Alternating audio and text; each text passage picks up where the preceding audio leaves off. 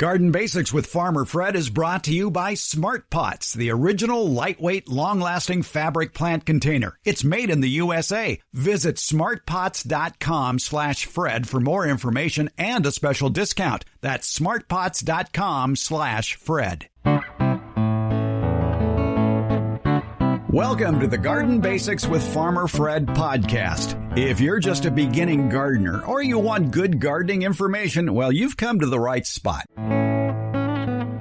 Today, we compare notes with Davis, California nursery owner Don Shor. He's an avid tomato grower, and we talk about our 2023 tomato successes and failures.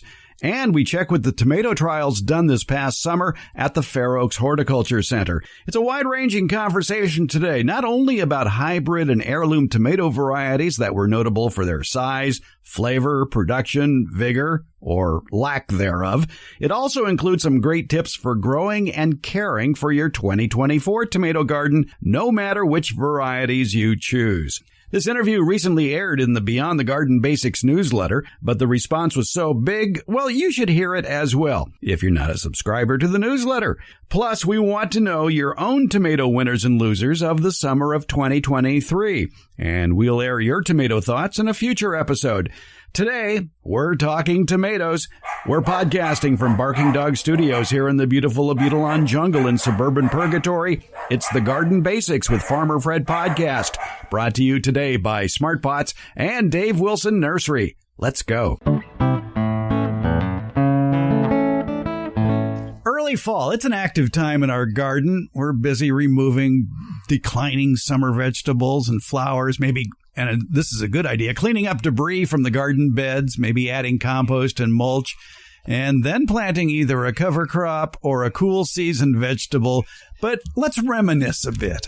How was your 2023 garden? Specifically, how was your backyard tomato crop? Which varieties were successful? Which tomatoes were a bust? Did you get hit by jalapeno gate with your tomatoes? It's a possibility. We'll find out. We're talking with Don Shor. He owns Redwood Barn Nursery in Davis, California, an avid tomato grower as well.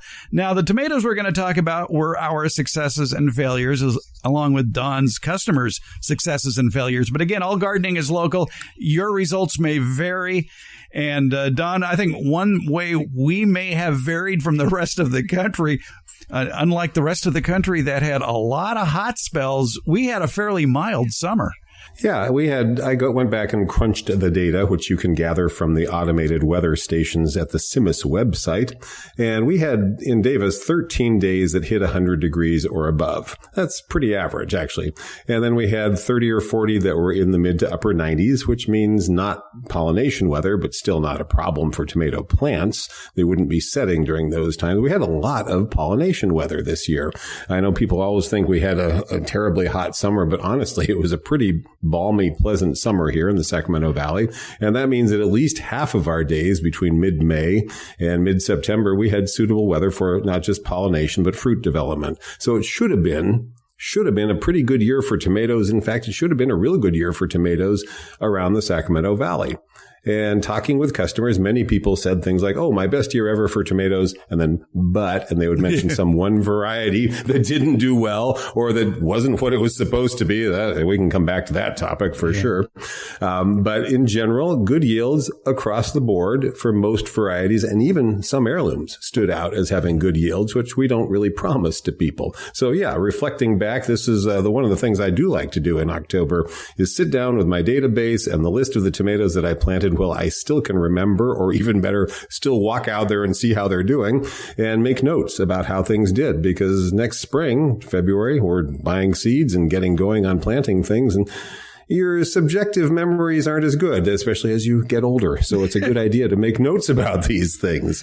Yes, indeed. I always put in the date in my little garden diary here of the dates I plant the tomato plants and the days I remove the tomato plants. And right. I think it was the earliest removal on record for my Sweet Million, which is my favorite cherry tomato. I have planted it year after year after year, and it's always been very productive.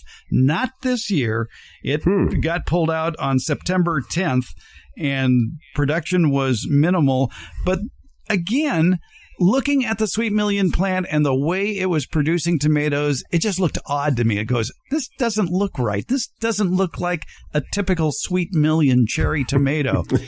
So that is another topic to come back to later on, where we all may have been bamboozled a little bit. Yeah, well, I mean, there's a couple where I know it wasn't what I planted, and we all know there were some seed mix-ups. So some of my favorites, like the Chef's Choice series, Chef's Choice Orange having become over the last several years one of my all-time favorite tomatoes. Well, it was a small red tomato this year, so clearly that wasn't Chef's Choice Orange, whatever the label may have said on the pot. There were some seed mix-ups, yes. So that one, unfortunately, did not rank highly because it isn't what it was supposed to be. A little surprised at your Sweet Million, but that is certainly possible as well. And I do have to say that chatting with master gardeners who come in and compare notes with me, they man the tables down at the farmers market in Davis, and we compare notes about what kind of questions they're getting. This year, if people came up to us or them and said, I didn't have a real good year with my tomatoes, we start with two questions. One, are you using a drip irrigation system? Two, do you have raised planters? Because those were the common factors in plants that didn't do well. Not because of drip irrigation per se, not because of raised planters per se, but because of the issues with those two things. Not running drip systems long enough, so they weren't watering enough. And raised planters have the advantage of early planting, but the disadvantage of simply not retaining moisture and not retaining nutrients. So those are two factors that I think were a problem for a lot of people this year. You know, most summers we can just blame it on the weather. You didn't get a good yield. It was too hot. But this year, the weather was very cooperative, except for a very cool start that a lot of people did comment on. You know, if you planted on Fred Hoffman's birthday this year, it was a little chilly back then, and the soil really wasn't up to warmth, so things got off to a slower start. But they did catch up and do well in general. But not if you weren't watering deeply, and not if you didn't have enough nutrients and moisture retention in your soil, which is a common problem with raised planters. You know, actually, I did a little Don Shor tip on my tomatoes this year. Because, you know, if you're in the habit of starting your tomatoes from seed, you might be doing that in January and February, and I usually time it to go in around April 28th. But usually, and this isn't a surprise, the tomatoes need to get in the ground way before April 28th because they're getting a little cramped. Well, you offered the suggestion. I think it's a very good suggestion, too, for people, especially if you go to the nursery and buy a 6-pack of plants and you don't plan on planting them for a while. Pot them up, move them up to 1-gallon containers, and they will be a stronger, sturdier plant that will adapt to the situation a lot easier than those little cramped, squeezed plants. Yeah, keep them moving. I mean, that's really important for any vegetables that you're buying. It's true now in the cool season as you're buying some of the cole crops and things to go in the ground. Those little cell packs don't have much root zone. And so getting them into whatever is the appropriate bigger container. And with tomatoes, they're so vigorous. And you can put them into a black 1-gallon nursery pot, put that out in a sunny location in middle of March or April, and it'll warm up and the plants will grow quite vigorously. And you'll have an 18 to 24 inch plant when it goes in the ground. It'll be growing along just great. And my experience is that with soil at the right temperature and proper management of irrigation, it doesn't miss a beat. They go right in and they just take right off from that. Much better than trying to hold little 4-inch pots on your porch until that perfect planting day and having them get increasingly root bound. So I'm glad you adopted this practice, and I highly recommend it. Keep them moving to keep the roots growing, keep the tops growing, and don't worry if they're getting tall. That's okay. You're going to drop them down deep. I like to joke I want to drop them down below the gopher zone, which is about the top 12 inches. That's where gophers are really active. So, hey, if I can drop it below that, I'm that much ahead of them, too. Well, I did that test a little bit more in depth this year. Back on April 7th, I planted plants twice. I planted them straight from the 3-inch container into the ground, and then that was on April 7th. And I took another one of those same plants, but put it in a 1-gallon container. And I planted those on April 28th, my birthday. So which produced tomatoes first, the ones planted on April 7th or the ones planted on April 28th? Turns out the first tomatoes that appeared came on the ones that were from the transplants, from the bigger containers that were planted 3 weeks later on April 28th. The more mature plants Right. Yes. Well, that's good. That's a nice little test right there. And I am concerned about April 7th this year. The soil is still quite cold. And it was very cool through spring for the most part, which a lot of people kind of forgot about. We like to give these rules of thumb about a particular date or, follow a particular pattern, but soil temperature is really arguably the most important part of it. And it was still kind of chilly back there in early April. I've got a customer who always plants March 15th. He's an older guy. I'm not going to argue with him. It's worked for him for years. He covers them with little hot caps if it gets cold. And he complained to me that they just didn't take off this year. Well, I'm not surprised. March 15th is too early, in my opinion, to begin with. And then add on, very cool month of April and even into May. They would have been better off sitting in containers, the right size containers, a bit longer for sure. Well, because I have raised beds, I wasn't too worried about soil temperature. When I planted those on April 7th, the soil temperature in the raised beds was 50 degrees, which is the minimal temperature necessary. Yeah, bare minimum, yes. And by April 28th in the raised beds, the soil temperature had risen up to around 60 degrees. You should probably bring people up to date on how you fertilize them, because one of the biggest issues we encounter with raised beds is that they simply don't hold nutrients well. So when you put them in the ground in that raised planter, do you add something for them? This is what I do in the fall. After I've taken out and cleaned a bed, I'm in the process of it right now. I will mix in a 4x8 bed, I will mix in probably 7 cubic feet of worm castings and just work that into the soil. Then I will get some organic compost and top the soil with that. And then on top of that compost, I have shredded leaves that go on. And I've kept shredded leaves now in a Smart Pot compost bag, which is a 100-gallon bag. So I have a ready-made leaf mold ready to go on those beds. And so that improves the soil. It improves the moisture retention. And, of course, it's building up the soil biology as well. So you're just putting this on the surface and then not planting anything onto that, or you do cover crop on top of that? No, I don't even do I do some cover crops, but not much. Yeah, okay. I find it's a lot easier, and I don't mind staring at shredded leaves on a raised bed all winter. Yeah, you're adding nitrogen. Actually, worm castings, they're not cheap, but they're really, really good for cation exchange capacity. They retain the nutrients and they help retain moisture. They're a lot denser than most of the organic things that people add. So you've got the best of everything there. You've got organic material, you've got nitrogen, and you've got things that will help the soil retain those things for the next season. So that pretty well covers your nitrogen needs, I would imagine, for the following summer.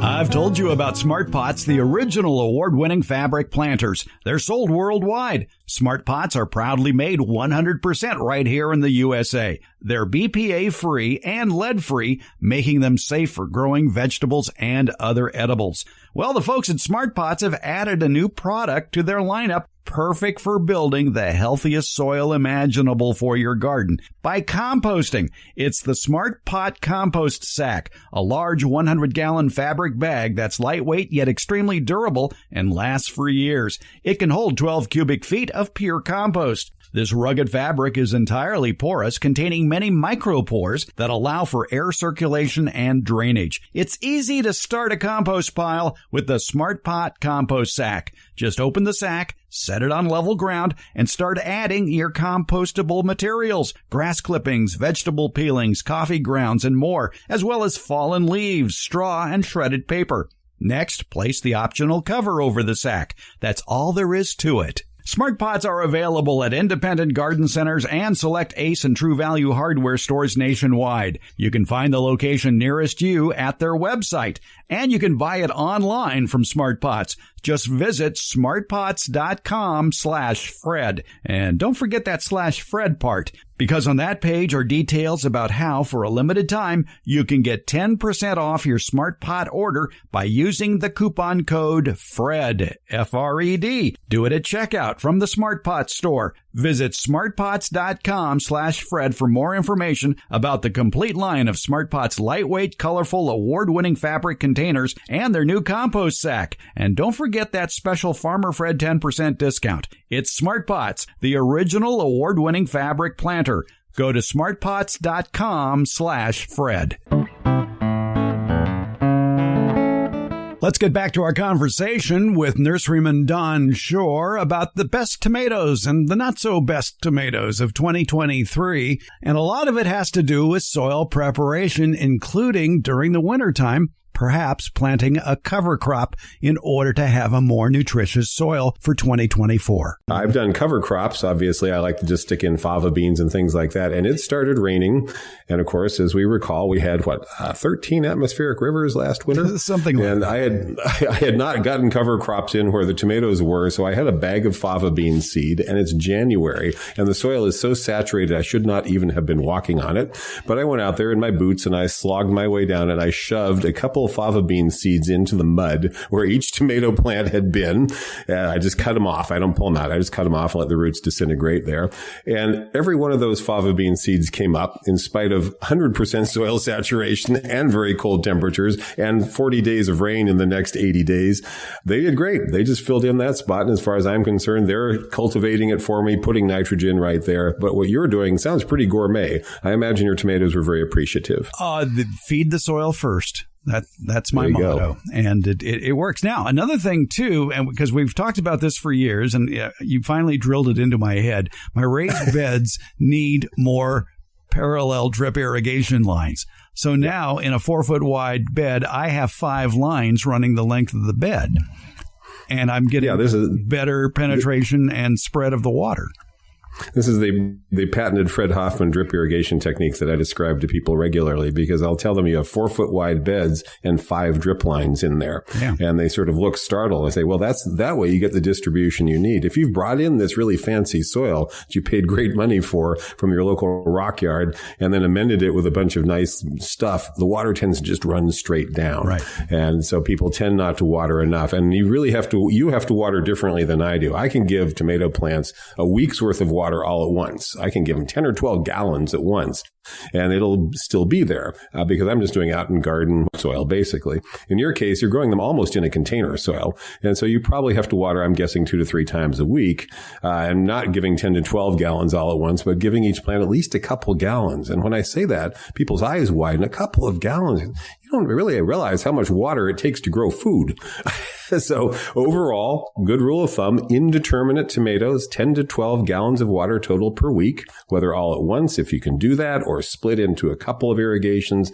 Indeterminate types, and I've had this conversation with people who want to conserve water. I suggest just grow indeterminate tomatoes. Grow them, get a good crop. You give them maybe 5 or 6 gallons of water per week, and when they're done, they're done. You can pull them out in August. I'm assuming that you're going to process them, can them, dry them, freeze them, whatever, because you've basically grown your crop the way local Yolo and Solano County farmers grow tomatoes.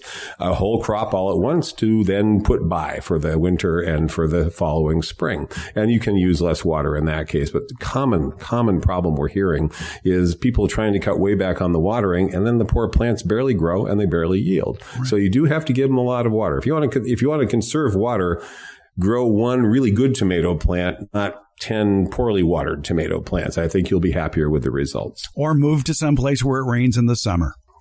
Well, then you have disease problems. Yes, yeah. we live in a pretty good place for growing tomatoes here. So, but I think we were here to talk about tomato varieties that succeeded or failed.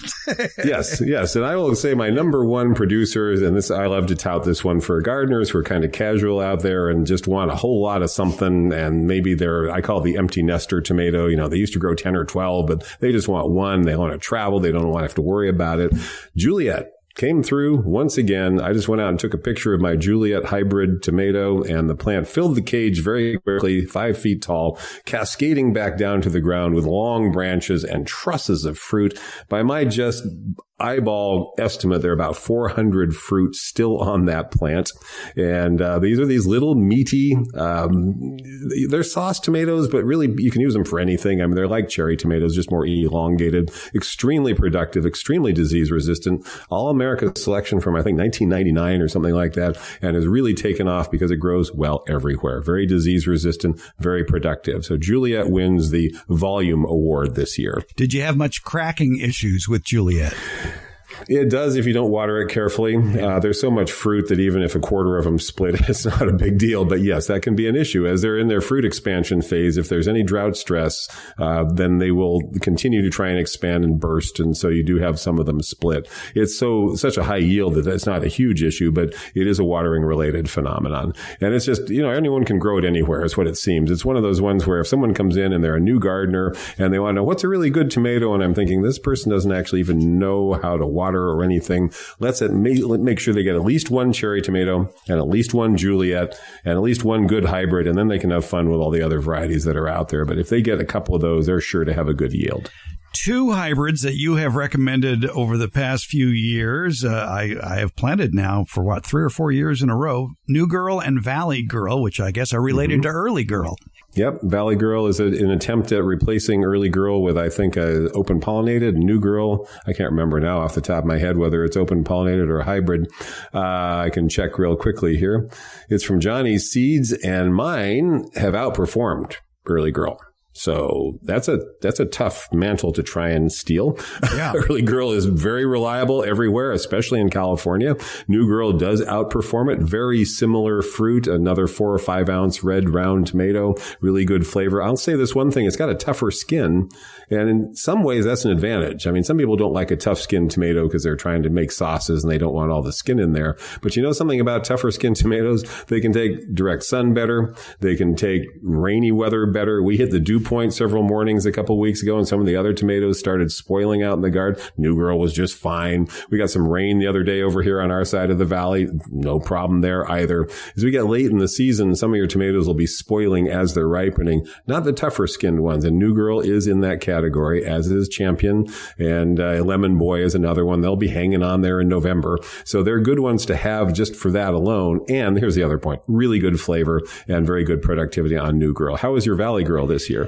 Valley Girl was so-so. It had good early production and then decided to stop for the season. So I gave it a B- just because it was very prolific early on in the harvest season during July and August, but then it stopped. New Girl still in the ground, still producing. I agree with your ascertainment of the New Girl's tougher skin is good comment, because obviously if it... At this point in the tomato season in mid-October, if they're still on the ground, they're winners.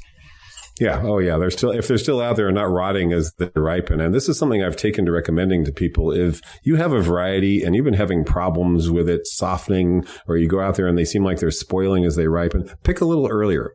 Once we start getting into late August and September, it happened this year earlier than usual. Normally it's later in September. We hit the dew point, which is, by the way, for people listening in other parts of the country, we don't see dew here between about mid-May and almost October.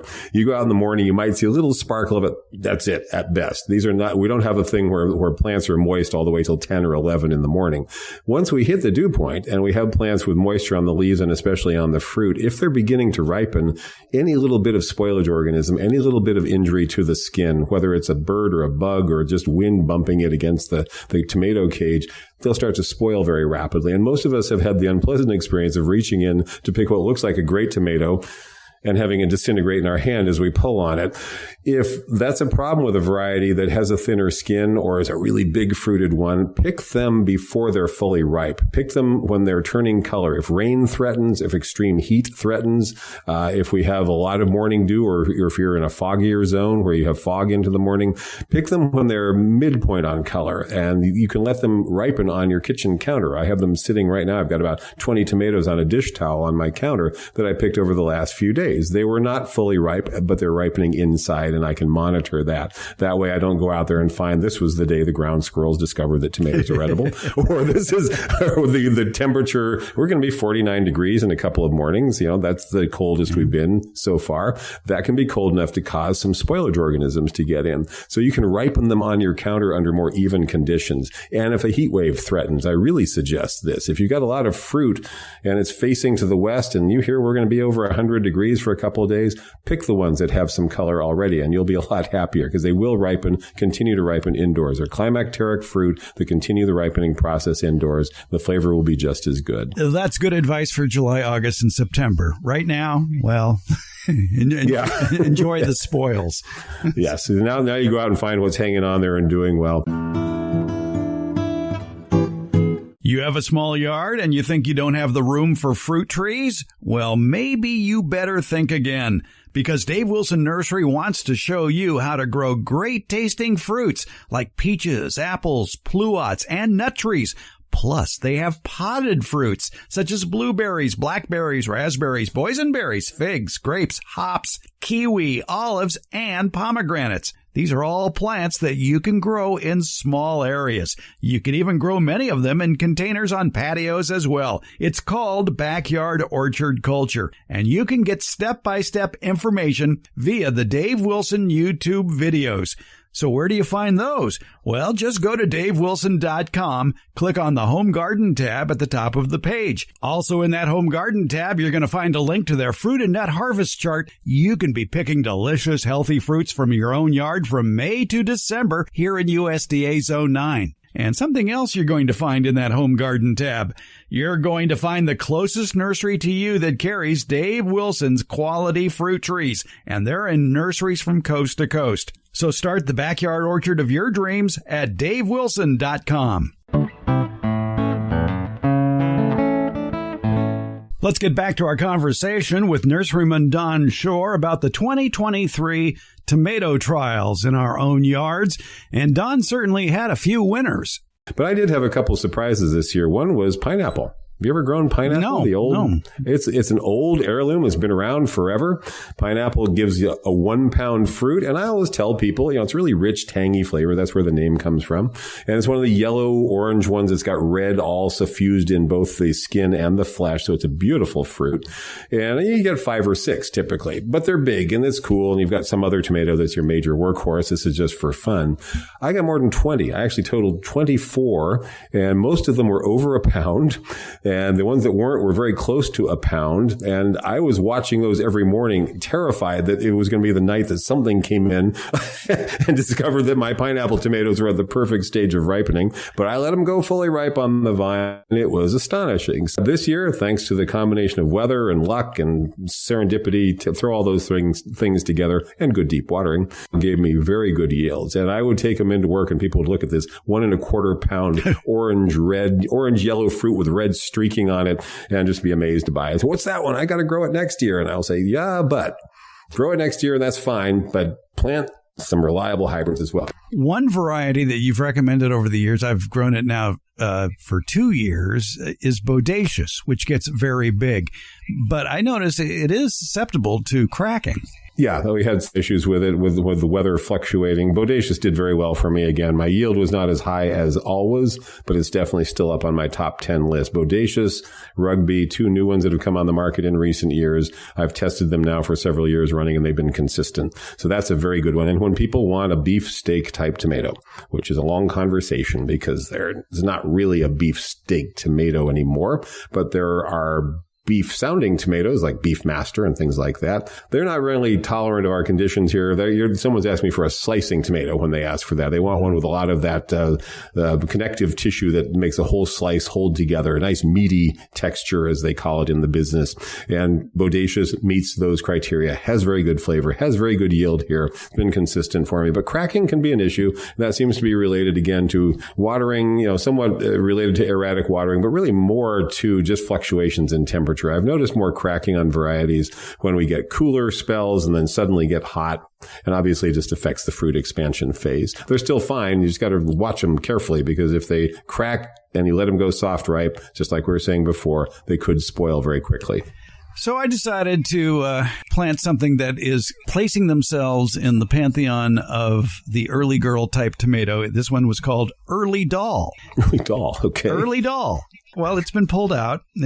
It was just early? October 7th. I yanked it out. It says, my notes were end of production, sparse production. I gave it a D.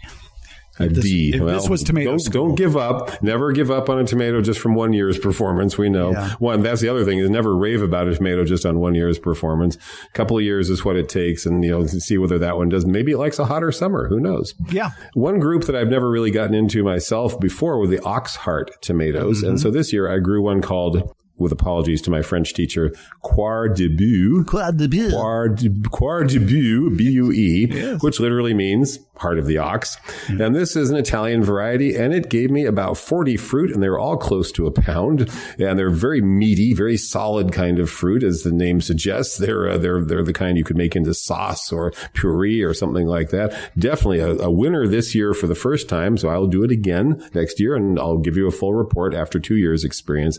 Coir de Bue ox heart. I've often felt that the Italian heirlooms and the Italian varieties are good ones for us to look at here in California because, of course, of the similarities of our climates. Mm-hmm. And I'd never really gotten into this group before, but there was a gardener down at the community garden right down the street from the nursery in Davis. And he swears by this one, grows it every year. I don't know if he's an old Italian, probably. I've learned a lot from old Italian gardeners over the years, and he swore by this one, so I grew it. We grew it from seed, sourced the seed from somewhere, and we're very, very impressed by it. I assume that this one is an actual varietal, Coir de Bue, but oxheart types in general do get touted a lot by folks from Italy, so I suggest people look for some of those. All right. We were both raving about the Rugby tomato, and I started studying the history of the Rugby tomato, and it came out of Bulgaria. Yes. Geosem Select Seed Company. It's an elongated pink indeterminate tomato that is just so meaty. It can be, it's sold as a paste tomato or a sauce tomato, but in reality, you could slice it up and put it on a BLT and you'd be very, very happy. And because of its shape, it really makes for a pretty salad too. And it's got VFF, so that means it's got resistance to verticillium and both strains, 2 strains at least of Fusarium. It's been extremely productive for me. I have to say the fruit has held up during extreme heat, during the hot weather we had last year. Remember September last year when we hit 116 degrees? Record. Rugby was fine, partly because it seems to have a good density to its foliage, so the fruit was reasonably protected in the vine. And so very consistent producer. And I do like to see this fact that breeders are working on more of the sauce tomatoes. I tried several this year, and one called Big Mama, which is out of Burpee, and they're up to 5 inches. I mean, these are huge, meaty fruit, and again, gave me 35 or 40 fruit. So that's another one I'm going to try and see how it holds against Rugby, put them side by side and have a competition.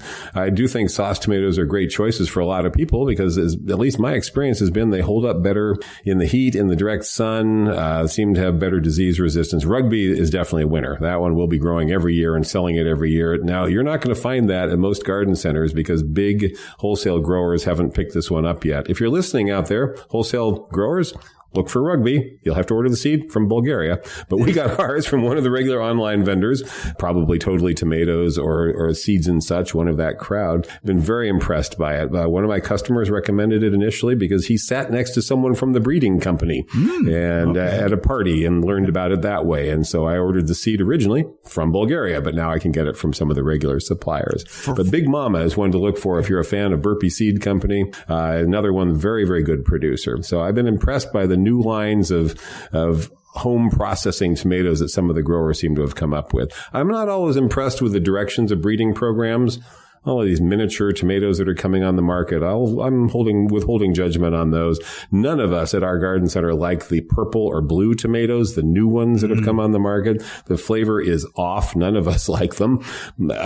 Maybe I'm upsetting some people by saying that. They're very pretty. I take pictures of them. They're lovely to photograph, but don't like the flavors on those. But these new sauce tomatoes are great. And ones like Juliet as well, where they're just being bred for yield. They did some testing at the Fair Oaks Horticulture Center this summer.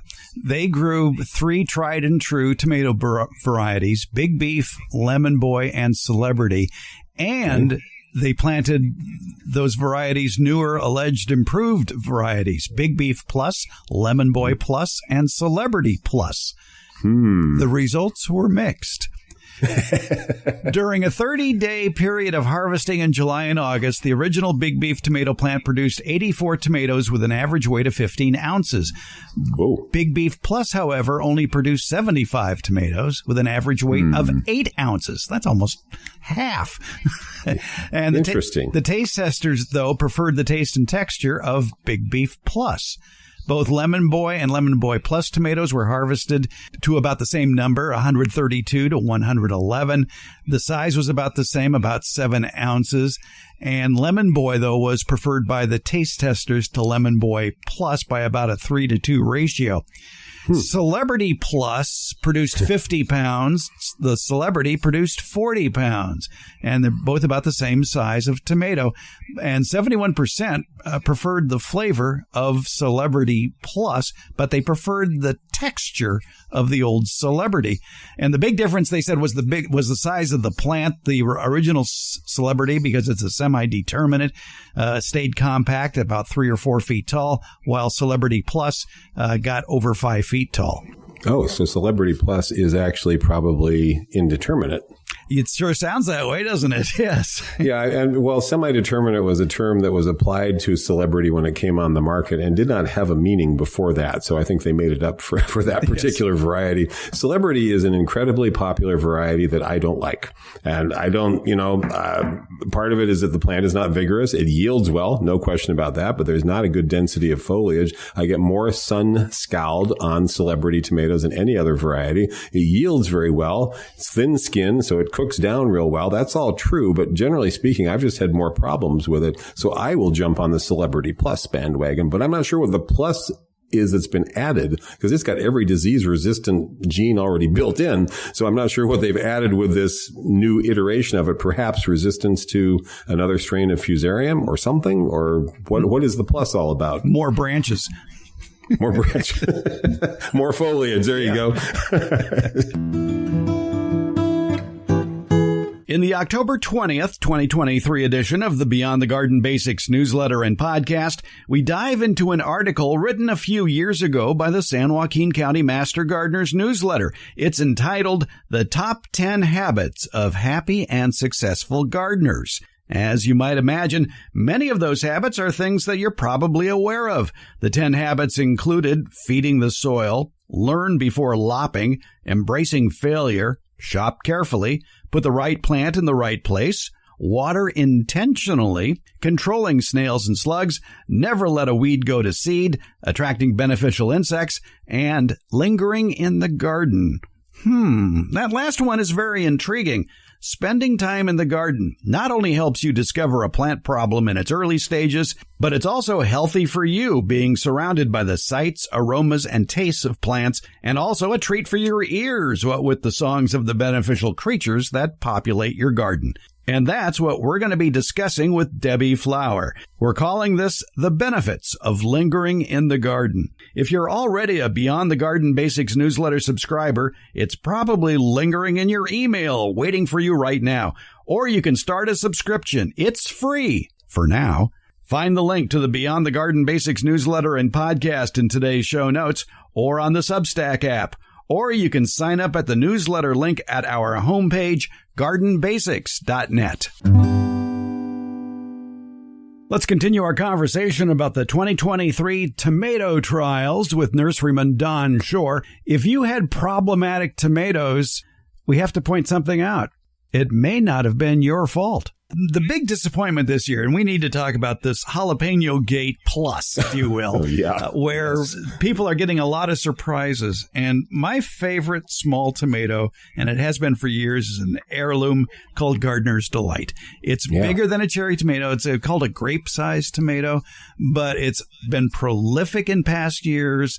It's guaranteed to give you tomatoes first, probably in June, and last all the way, if the weather holds, through Thanksgiving and beyond. This year, that plant is out because it wasn't Gardener's Delight. I should have paid attention to the picture on the packet that said Gardener's Delight. It was a picture of a standard cherry tomato, and that's what that plant was. It was a standard, run-of-the-mill, Sweet 100 kind of cherry tomato that wasn't very productive. You know, I just felt bad that I wasted space on it. Somewhat frustrating year from a retail standpoint to have had this problem, this seed mix-up that apparently was way at the highest level of our industry. I mean, it was at the seed level, not at the bedding plant level. Yeah. We always have someone who, there's labels vegetables mixed up or something in the flats. Customers move things around. No, this was a kind of across the board. I posted a comment about this when you first mentioned it to me mid-season, and someone said, well, that's why all my jalapenos are bell peppers. Yes, that is why all your jalapenos were bell peppers. That is why my Chef's Choice orange was actually something else entirely. It was a seed mix-up. And at least I can say we didn't do it at the retail level this time, but it was very, very frustrating. And, these were some of our favorite varieties that were affected by this, unfortunately. Mostly peppers, but apparently tomatoes as well. I don't know which company to blame it on. I don't think we will. I'm hoping they've tightened up their procedures, shall we say, for next year, because that was, fortunately, there was publicity about it. Otherwise, we'd be sounding as though we're trying to make up some excuse for why you got the wrong bell pepper or the wrong tomato. Yeah, that was very frustrating. Yeah, and I have a funny feeling this is the tip of the iceberg, that there have been plenty more. And I've heard that, too, from listeners and people that I meet at the community gardens, horticulture centers. They're disappointed in that what they thought they were getting, they didn't get, that it didn't look anything like what they were promised. Right. Sometimes if it's just yield or fruit size, we assume that there is a problem with the gardener. But if it doesn't look anything like what was promised, it was a problem with the nursery or the grower or the seed supplier. I was to grow some really weird tomato. And, some of these things that we got by accident were definitely strange. But there was one I planted. Did I send you a picture of Reisentomat? Reisentomat is a German, as it sounds, variety, which looks like a cluster of grapes. That's small. And it's one fruit that looks like a cluster of grapes. Yes, you did send me that picture. Yes, it looked like a pregnant tomato. Indeed. And I saw the picture on the catalog, and the young man who helps me make these decisions looked at it and said, well, that's weird. And I said, yeah, that's weird. Let's grow it. So we did. And each fruit is about 3/4 pound. And it looks like you've fused together a bunch of elongated cherry tomatoes into a single fruit. And the way people eat this is apparently they'll split off a piece and eat it. And it is interesting. I suggest for tomato aficionados out there that you look for this one and try it. I'm probably not going to grow it for sale because it's too weird for that. Reisentomat, and we found it at one of the seed vendors out there. It's very rich flavor, very tangy, very rich. I went ahead and went to the hassle of cutting out the stem and cooking it down into a sauce, and it was very seedy, so I strained all that out. It was one of the richest flavored tomatoes I've ever grown, once you can get past the fact that it's one of the weirdest looking tomatoes you'll ever grow as well. So for the 5% of you out there that like to grow really weird tomatoes as well as good tomatoes, try Reisentomat next year. And I also want to mention Brad Gates, the Wild Boar Farms, and there's a couple of his that are standards for me. And there's one that he's dropped from his production in the past. I think I've single-handedly got him to keep going with it. Sweet Carneros Pink is a very productive, huge producer, great flavor, cooks well, eats well, and just the only reason it doesn't sell real well is it's not red. It's pink. In my experiences, pink tomatoes, even from the picture, just don't sell themselves as well. This is one you should look for, and you should ask whoever carries your Wild Boar Farms tomatoes to ask him for it so we can keep that one in production. I'll pass that along to Brad as well. But his red furry boar was another great yielder for me this year. And the one that's going by a couple names, Michael Pollen, which is a very unusual looking fruit. I grow it every year. It gave me probably 80 fruit. They're small. They're about 3-ounce fruit. Very sweet, tangy, and very, probably one of his most unique varieties. And it's being sold under a couple of different names. I gather in other parts of the country, they sell it as mint julep. Not sure why. Michael Pollen is what we sell it as on the coasts. He's the famous author. And I suggest you look for that one as well, because he still has that one in production, and it's always been a very consistent performer for me. So what's on the horizon of different tomato varieties that you'll be planting next year? Well, I'm looking at all these new dwarf tomatoes. You've probably heard about the Dwarf Tomato Project, right? Which is sort of an open-sourced breeding project. And some of these are filtering into the trade. Brad is growing some of them. He gave me a couple to try. One of them was a version of San Marzano that he called Mini Marzano. Okay, this plant grew to about 14 inches by 14 inches, produced about 40 fruit, each of them the size of your thumbnail. Great flavor, but that's a little small for me. So again, withholding judgment on some of these dwarf tomatoes, but they do have potential. I mean, there's always been a market for small, compact tomatoes for the home gardener who only has a planter box or something like that. I can't tell you how many times someone will come up to our counter with a little 12-inch pot and a tomato plant, wanting to know if this is a good one to grow in this 12-inch pot. And we're always having to say, there is no tomato that will grow in a 12-inch pot. Well, we could be wrong. There may be miniature tomatoes that will grow in a 12-inch pot if this particular one is any indication. So let's all watch for these miniature tomatoes, try some of them, see how the flavor is, see what the yield is, see if they'll work, in a patio or a balcony or something like that for someone who's limited for space. So they have some potential. We just need to test these out and see how they do with high temperatures and what the flavor is, because that's obviously the big thing that people are after. That one didn't really impress me in terms of flavor or anything like that, but boy, it was miniature, and it certainly did produce in a small container. So there's some like that. That's something to watch for, some of the miniature type. So we'll keep an eye on all the new varieties from the big breeders, of course, and I noticed they're continuing in the direction of hybrids with heirlooms. They're trying to get hybrid vigor and productivity on heirloom varieties. All right, let's keep trying those. That's good to have more disease resistance in what would otherwise be considered an heirloom tomato. But I really think the direction of the sauce tomatoes is the one I keep coming back to, because every one I've tried, every new one. Super sauce is another one I did. I mentioned the Big Mama earlier.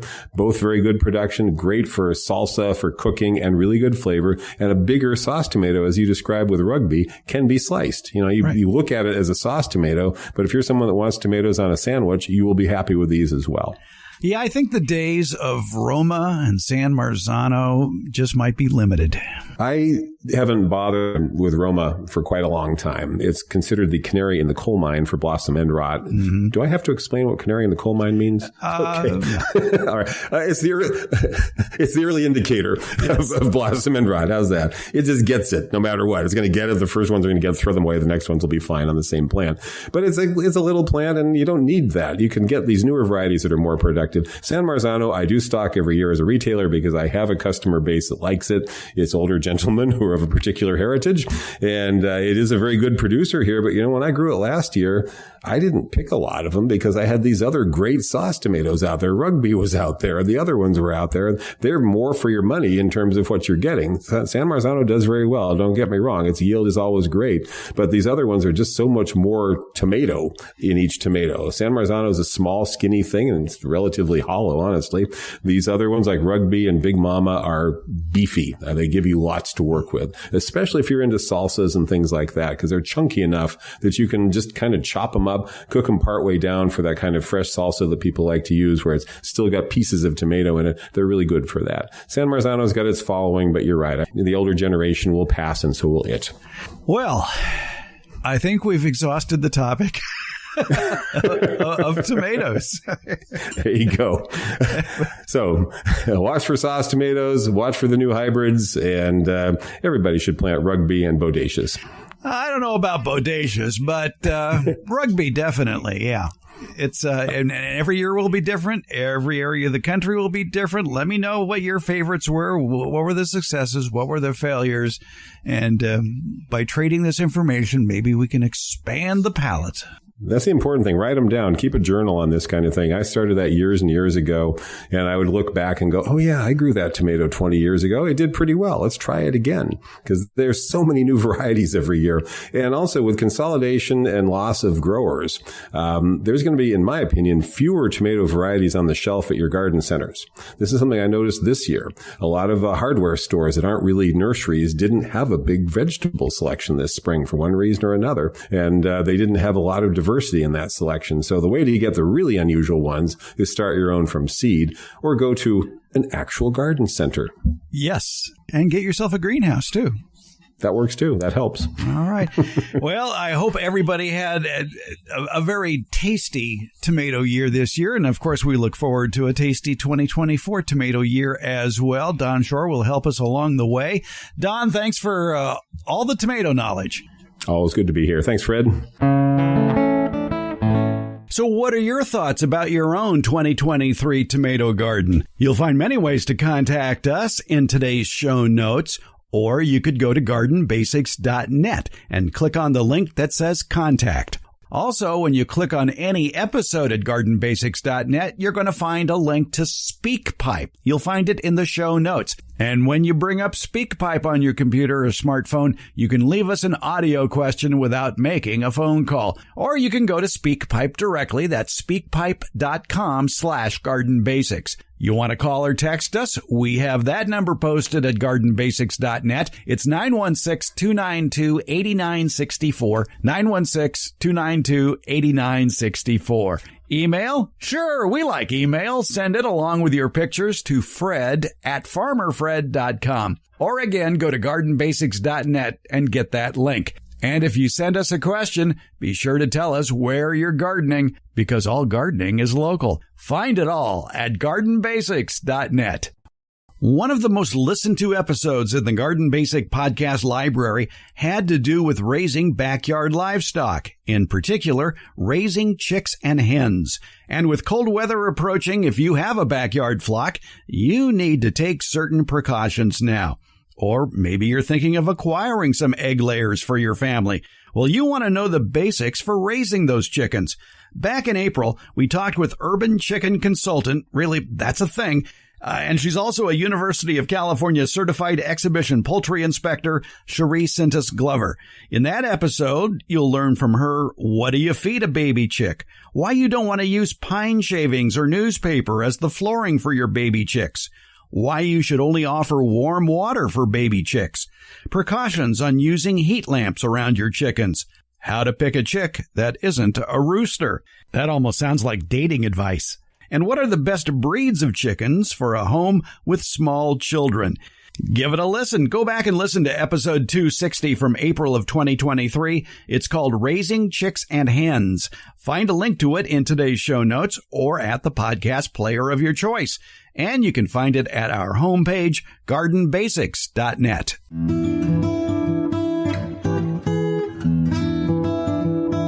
The Garden Basics with Farmer Fred podcast comes out once a week on Fridays. Plus, the newsletter podcast that comes with the Beyond the Garden Basics newsletter continues, and that will also be released on Fridays. Both are free, and they're brought to you by Smart Pots and Dave Wilson Nursery. The Garden Basics podcast is available wherever podcasts are handed out, and that includes our homepage, gardenbasics.net. And that's where you can also sign up for the Beyond the Garden Basics newsletter and podcast. That's gardenbasics.net, or you can use the links in today's show notes. And thank you so much for listening.